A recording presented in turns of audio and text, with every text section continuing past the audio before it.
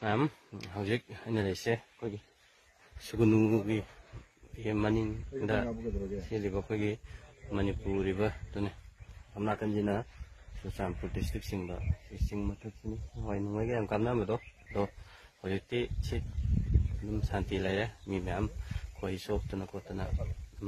mi myam kumna re khonara hadis September lai da oiramani khale akon ba sugunu area da nungai kap khiba nungai tau adugi matung dagidi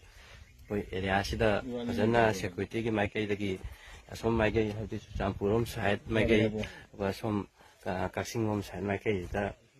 central amadi state forcing na fajana section thorang kya lokhatwa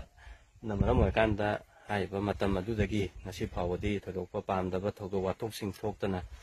hojik miyam mahusagi punsida fajana hanjalakpa ure ana miyam dusarake si khoi shopi ami ngai tuyen pan kum ngam du hojik tuyen da kaida loi kummaga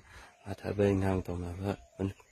khoi shopai je tuyen da khoi shopai je tuyen da khwai dei kuina lai gibe yare ta ko ni khoi shopai je da kummaga ta kakhat ya thabo natte dona tuyen pan da khoi shopaga leiba je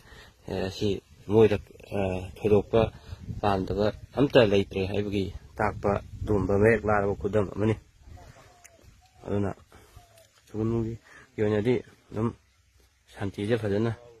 hanjalak haibagi sang do da leibagi mami duni mi myam khoi je fajan somnai nga dum fajan phanaba ma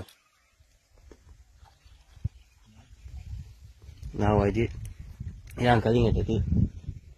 saya bunker kaje nawai si ana kapna gi thamni adu bunker ga leisa dipti agi bunker jain khamada hojiti security force na ITBT parangoni asuna kan leise ITBTF kangu lei ibani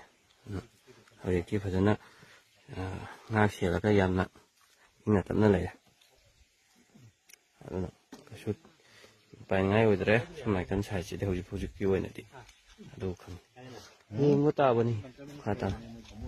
ai bunka je keno lengani ITBT ka bu oina ni ades